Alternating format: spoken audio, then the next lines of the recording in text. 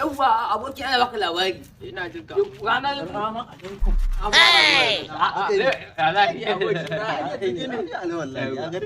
Yawwa na gaya maka. Wai na je gida na kwanta kaza da daga daki.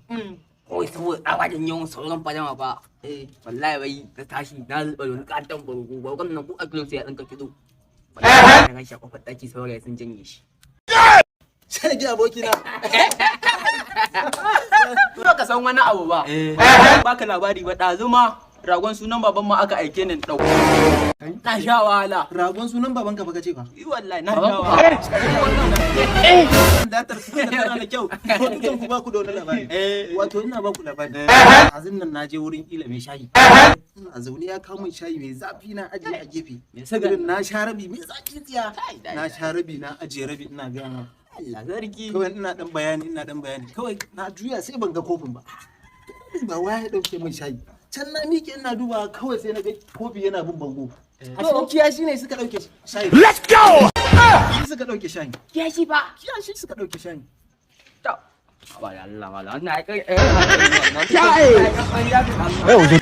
Goba ce ai. Datar da kuka sake a nan wajen ba ku ga taku ba sai tawa? To wannan ma karama na sake a nan wajen.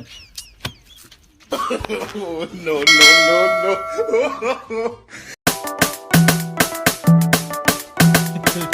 Assalamu alaikum masoyanmu subscribers mu na Kuntau Zafafa. Muna mai sanar da ku cewa mun bar Kuntau Zafafa mun dawo Danjibo TV. Ya kamata ku ƙara danna mana subscribe ku ƙara mana following. Sannan muna mai sanar da ku cewa yanzu aka fara kawo muku comedy masu nishaɗantarwa. Sannan ku biyo mu a TikTok ɗinmu da Facebook ɗinmu ku yi mana following da like. Danjibo TV domin nishaɗantar da ku. Danjibo TV tana tare da ku. Danjibo TV. Sai da ku.